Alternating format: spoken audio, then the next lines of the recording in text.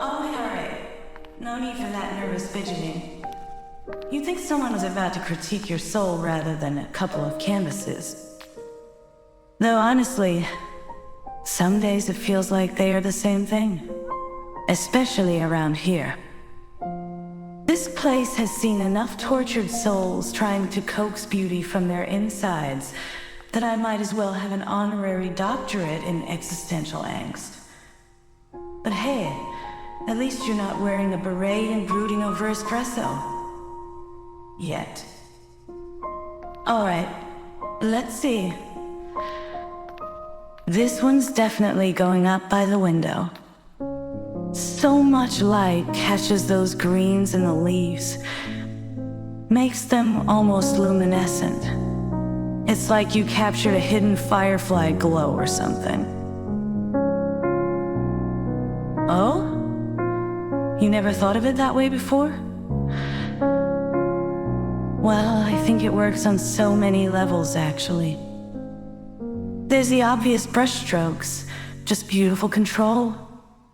But then there's this almost scientific detail you've captured in the veins of those leaves. Like, a botanist did an ink study and left their soul behind on the page. Or maybe that's just me being overly dramatic. You know, people say white walls are sterile, but I like to think they're blank canvases themselves waiting for the right splash of, well, anything really. You wouldn't believe how many artists show up here with this whole minimalist chic thing happening, and their pieces look like they were slapped together by toddlers playing blindfolded paint fight. You think those critics are going to look at a canvas and see the hours poured into it. They're not going to see the heart in this, the soul you bleed onto every inch. They'll just sniff at the brushstrokes, talk about palettes like they're some kind of secret society code.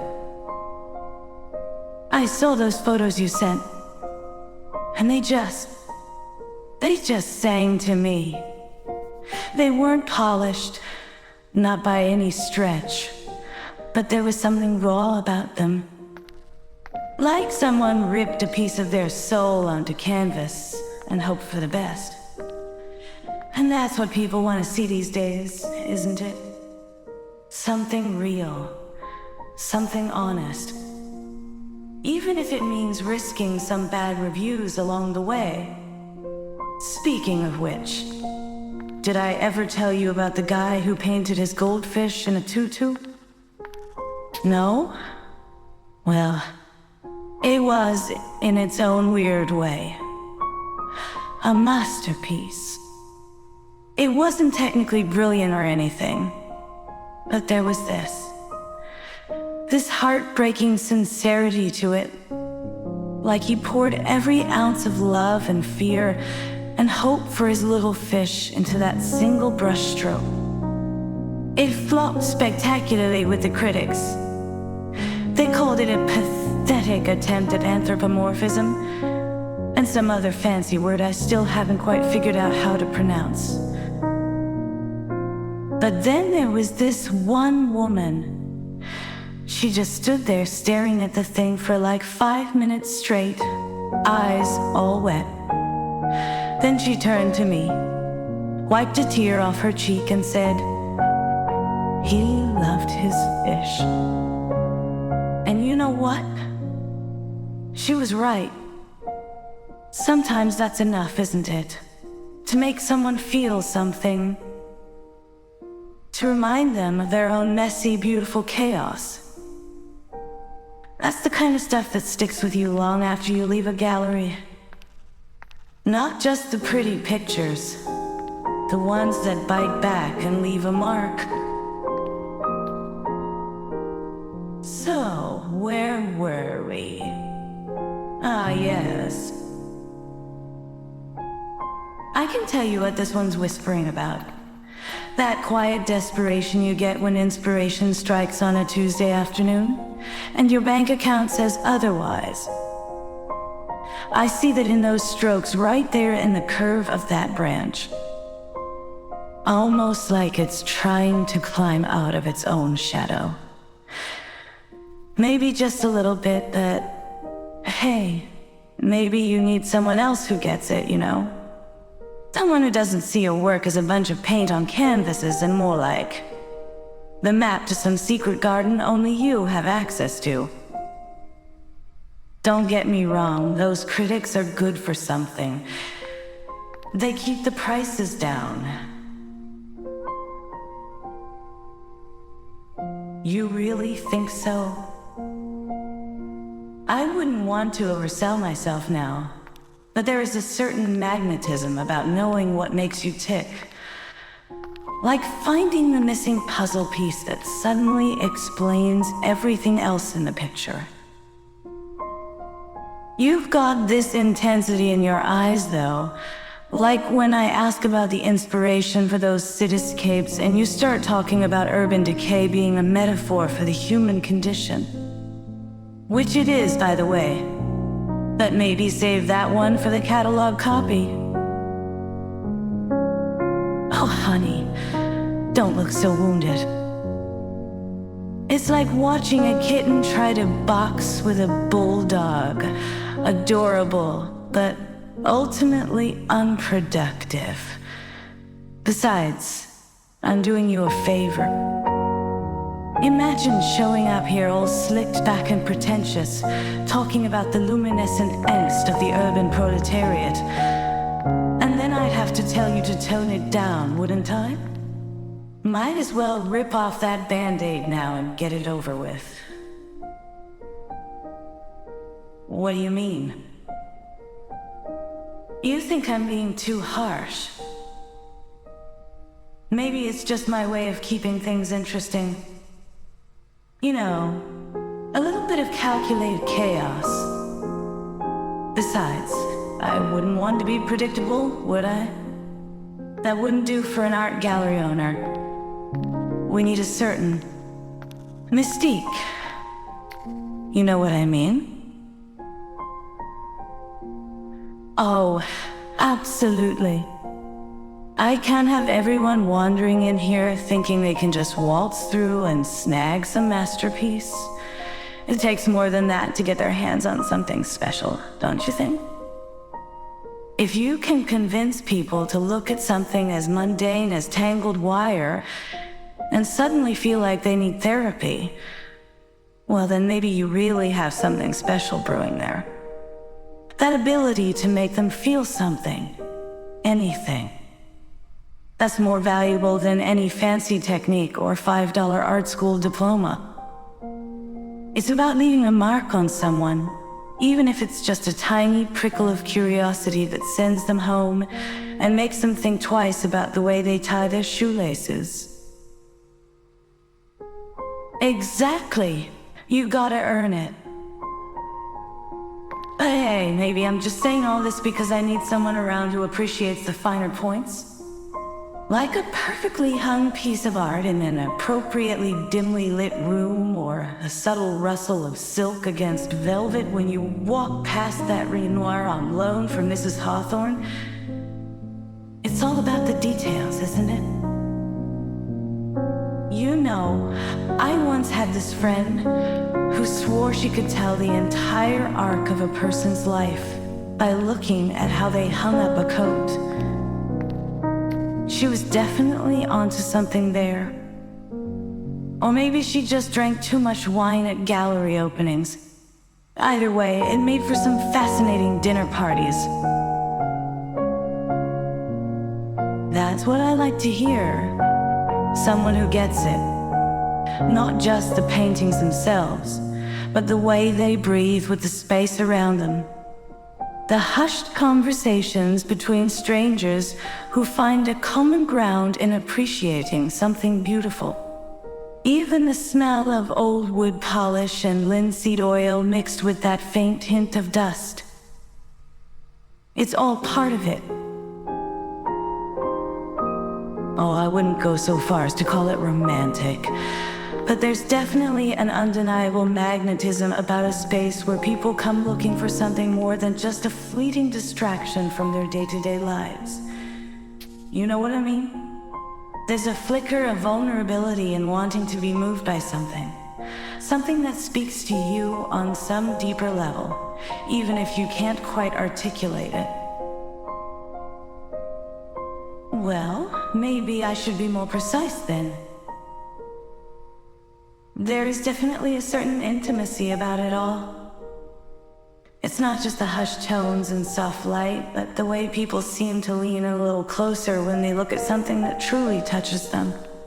Almost as if afraid of missing out on some secret code only the canvas whispers. Like they want to hold their breath and absorb it all before it slips away.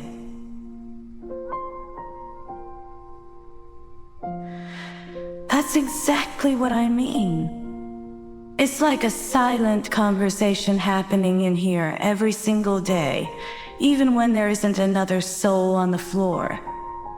1,000 whispers between the viewer and the piece. Sometimes it feels like those whispers are reaching out to me too, you know? Like they need an interpreter. Oh, absolutely. There's a kind of unspoken contract between anyone who steps into this space and the art itself. Like everyone's agreeing to hold their breath for just a minute longer than usual. Maybe breathe a little deeper as if expecting something profound to happen. Don't even get me started. Half the time it feels like they think this space is a museum or something. Silence your phones. No sudden movements, you know? Like, honey, I'm not asking you to dissect Picasso with your bare hands. Just breathe. Really breathe. Let your eyes wander where they want to go and see what catches fire in those synapses of yours. It's supposed to be a conversation, not a silent film at the Academy Awards. I know, right? There's this whole unspoken code we all seem to follow, like, if you see someone really taking their time with a piece, don't just barge in there and start loudly analyzing it or pointing out flaws.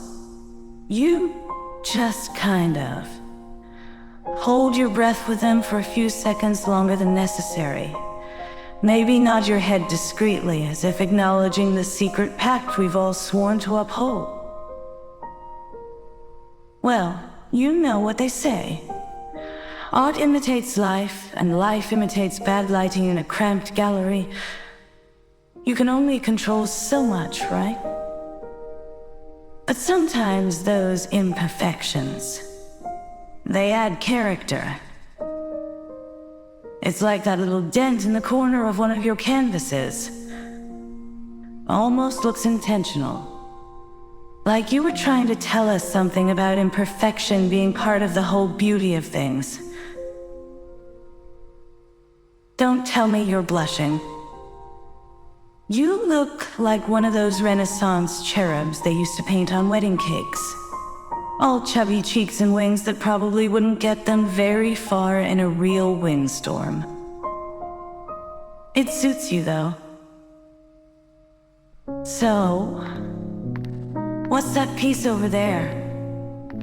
The woman sprawled on the bed. What's that one about?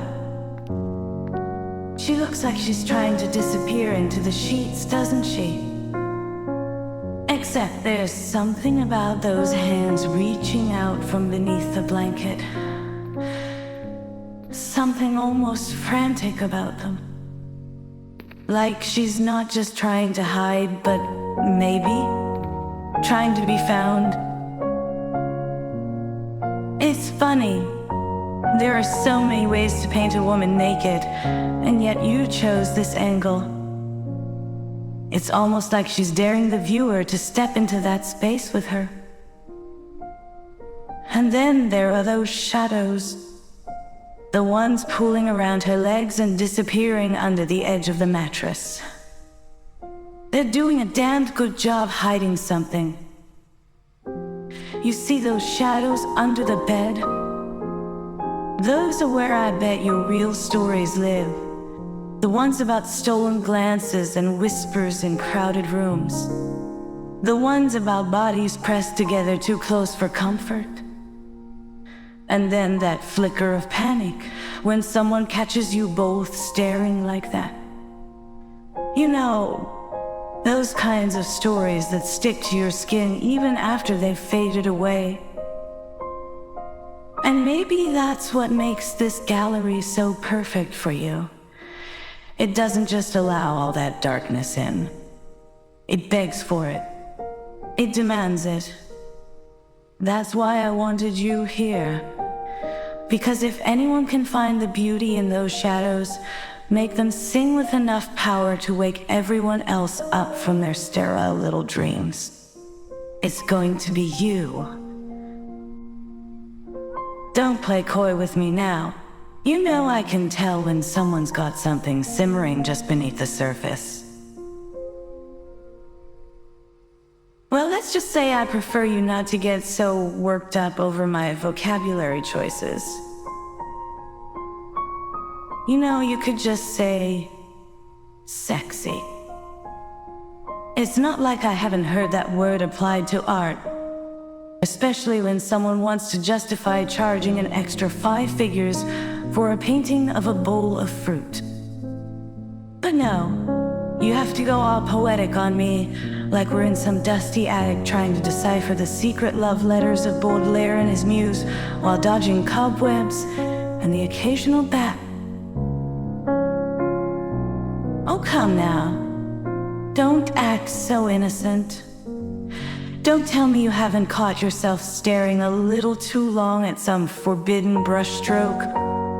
Or maybe the way the light catches that curve of your model's shoulder in this one. Maybe it's just me, but I think there's a certain kind of passion that needs more than just an easel and a palette knife to express itself. Something where the brushstrokes aren't the only things left to linger on after the paint dries. Oh, I see what you're getting at now. Trying to convince me your models are just newsy bystanders, not real women with pulsing veins and maybe a few secret desires of their own, huh? You think I haven't noticed the way you tilt their heads? Like they're about to lean in for something more than just another shade of crimson on those lips. Don't tell me you don't have some fantasy brewing beneath that carefully curated persona of yours. That whole tortured artist shtick is so last century. It's all about knowing how to seduce the viewer these days. You want them to feel like they're about to stumble across a forbidden truth in your work. Maybe even something they wouldn't dare admit to wanting for themselves. Oh, honey, trust me on this one. I know a thing or two about hidden desires. Let's just say it makes my gallery feel a whole lot less sterile than usual. A little more inhabited. Absolutely. You can paint all of the sunsets and snowdrifts you want, but there's nothing quite like capturing that moment right before things shift. Right before someone leans in just a touch too close. Or their hand brushes against yours in that crowded room at a cocktail party, and everyone pretends it's an accident. But deep down they know it's the beginning of something messy and beautiful. As a matter of fact, you know what really shake this place out of its afternoon slump? Maybe we could ditch these stuffy gallery walls for a while. Find somewhere with more atmosphere. A rooftop, maybe. with that kind of hazy sunset light filtering through the smog and making everything look just a little bit dangerous. You wouldn't believe how much better your paintings would come alive under those neon signs reflecting on puddles. I bet you could capture all that simmering tension in there. All those half-hearted confessions whispered across crowded bars. The way shadows stretch out like grasping claws over rain-slicked sidewalks. And maybe even a touch of something a little more personal. Something that makes them squirm and feel just a little bit guilty for wanting it so badly. See? You get me. And I'll tell you what. Maybe we could explore some of those accidental moments ourselves. Just between us, away from all these innocent canvases whispering their secrets to the wrong audience. Don't tell me you suddenly have cold feet now that we're talking about getting real messy. God, if those streetlights are going to be any good in this city, they need to cast a little more flattering glow on a guy's brooding talent. And maybe just a dash of sweat, too. What do you mean? We're talking about atmosphere here. It's not like I'm suggesting we start finger painting with spilled wine and bad decisions on the floor of your studio apartment. Besides, who says I even want to be in the painting? This is what I mean about not playing by their rules. Forget the gallery walls and the pretentious opening nights. I bet we could make some real magic happen in a space where the only critic who matters is the one staring back at you from across a dimly lit table. Somewhere where those shadows feel like promises rather than threats. Maybe someplace with a sticky floor and a jukebox that's seen better days, but plays everything loud enough to drown out all the boring stuff. You know, the kind of place where even bad decisions sound good. And if we really want to get creative, I've got this little bar tucked away down by the docks. It's got a roof that leaks when it rains, and the bartenders give the kind of looks you can feel in your bones, even before they pour another round. It's the kind of place where everyone has a secret story, and maybe one or two regrets they're trying to paint over with cheap whiskey and bad karaoke. But if we get lucky, maybe tonight it'll be our turn to add a new layer onto that canvas. See how it feels without all this perfectly arranged light and space between us. You know, get up close and personal with a little more than just the oil stains on your jeans. What do you say?